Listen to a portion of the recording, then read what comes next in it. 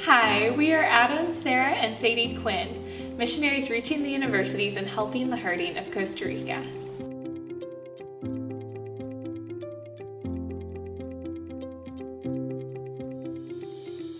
God called us to Costa Rica to do two things: reach the universities and implement community development programs. In Costa Rica, we have 250,000 college students on 60 campuses.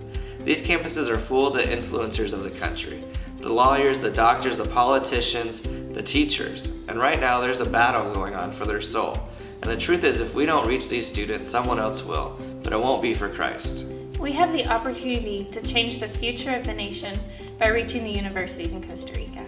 Another part of our ministry is community development programs. We do these in underserved and dysfunctional communities around Costa Rica. We go in, we help people identify their root causes to many of their issues and identify the changes that they want to make within their communities. We help them identify the resources that God has given them, and through this we're able to see God transform these communities in incredible ways from the inside out. Let me try to paint you a picture of what it's like on our universities in Costa Rica. One of the best ways I know to do that is by describing Diversity Week. Diversity Week is one of the campus's favorite weeks of the year, and it's all based on promoting sexual diversity. During this week, you walk on campus and there's the gay flag flying from one of the biggest buildings on campus. Right beside that, there's a 3-story tall banner of 2 guys kissing and 2 girls kissing. It says, "What is a kiss for you?" There's groups traveling around campus this week trading flowers for kisses, but you have to kiss someone of the same gender to get the flower. They have a giant stage set up where they perform what they call diverse weddings. But you can marry anyone or anything you want. They give you a certificate, they throw rice, they make it a huge celebration. There's workshops each day of the week, twice a day, to make your own personal toy, and instruction on optimal uses. It's just a disgusting week to be on campus. I'm not talking about an activist group coming onto the campus to promote their agenda. I'm talking about this is the university's agenda, this is the university's week, and they're promoting it and pushing their beliefs upon our students. It's one of the hardest places to be a Christian.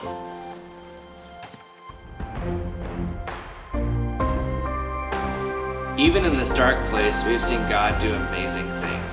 Our ministry on campus is called Red Universitaria, or the University Network, but we just call it RU for short.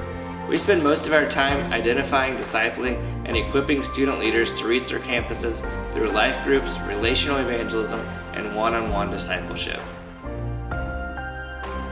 A few years ago, our group at the University of Costa Rica, or UCR, had about 5 students in it, and it was really just a Christian club trying to survive this college experience. But we don't want our students just to survive. We want them to impact their campuses. So we took an intentional role in this group. We began to cast a bigger vision, help them see that they could be influencers on their campus, that they could reach their peers, and help them catch that heart and vision. Our students caught that vision so well, they started to run with it.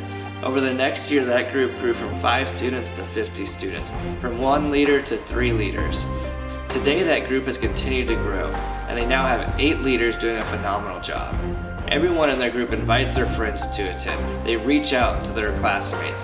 Non-Christians are coming to our life groups. They're building relationships with the other group members, and they're coming to know Christ. They are impacting their campus. I'd like to quickly tell you the story of Joelle. Joelle grew up in a Christian family that went to church every Sunday in a town called Sarcero, about 4 hours from San Jose. Sarcero is a beautiful town with beautiful gardens in front of their Catholic church. And even though he grew up in this beautiful place in a Christian family, at the age of 5, a close family friend started to sexually abuse him. As Joelle says, that's the day that his nightmare began. He saw this man almost every day, and he could not say anything. He felt like that if he did, that he would get in trouble. At the age of 7, Joelle had already had enough, and he decided to take his own life. But he said something deep down inside of him prevented him from doing so.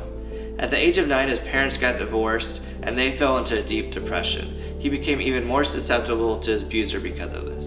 Joelle just did not know how to process all of this stuff, and he says that that's when a part of him died inside. It's also at the age of 9 that he became addicted to pornography. This abuse and rape continued to the high school, and Joelle began to search for an outlet for his pain. He started to play guitar and to sing, and he ended up playing guitar and singing on his worship band. In fact, he became his church's worship leader. But at the same time, he decided that he didn't believe in God. There's no way that God would let such terrible things happen to him. Joe graduated from high school and moved to San Jose to attend UCR. He got an apartment right off campus. When he walked into this university, this atmosphere was there that I described to you about UCR. They were teaching him that he had to love all of himself and accept even this messed up sexuality. That's normal and that's good. But he just could not do that. He hated that part of himself. Joel decided once and for all he's going to take his life. So one Friday after class, he went to his apartment, closed the door, and was prepared to do so when there's a knock on his door. And it was a Christian friend from class. He said, "Joel, what are you up to?" Joel was resolute and he said, "I'm going to take my life." His Christian friend said, "No, we're not going to do that. You're going to come with me. We'll go to my family's house. We'll spend the weekend there. We'll go to church together on Sunday. And we can talk about this again on Monday." So that's what Joel did. He packed a bag, spent the weekend with his friend, and on Sunday went to church. And as Joel says, that was the first time he truly felt the love of God in his life. On Monday, he knew he needed to find somewhere to help him be a Christian. He had heard about our life groups from someone in class. He walked into our life group that next Monday, and our life group leader began to pour into him. Over the next year, God completely set him free of all of his addiction, all of his hurt, and all of his hatred. Joel was a new person. Joel decided to become a leader with our ministry. I began to do one-on-one discipleship with Joel, and I quickly saw that he had a passion for his peers. He was one of our most on-fire leaders. I began to take Joel with me to train new leaders. He travels the country with us as we develop leaders on campuses all over the country.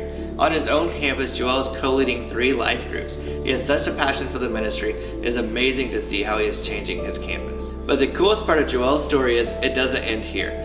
Over our weeks in one-on-one discipleship, I began to hear about this girl named Maria. Maria was a classmate of Joel's. She was not a Christian. She'd never been a Christian, never even been to church in her life. Maria was your typical college party girl. She's at the bars every weekend. She made it to every party. She's just having a good time. She sought out Joel one day and she said, "Joel, I see that your life is different. Can you help me be a better person?" Joel said, "I would love to." He began to invite her to life group. She came to life group. Our life group leader started to pour into her. Joel started to meet with her every week and they read the Bible together. Over the years, she began to grow and grow. And she came to Joel and the other life group leaders one day and says, I love reading the Bible and I don't have a Bible of my own. Can we go get me a Bible?" And so Joel and the life group leaders took her, got their own money together, and they bought her a Bible at the Christian bookstore. This is a picture of Maria holding up that Bible as they celebrate at a Taco Bell. It is one of the happiest days of Maria's life. We know any day soon Maria is going to officially accept Christ as her Lord and Savior, and then she's going to start affecting the kingdom just like Joel has. Thank you so much for joining us on this journey. We'd love to hear from you. Feel free to check out our Facebook, our Instagram, or our website. That's adamandsarah.org. And let's go change Costa Rica together. Bye. Bye.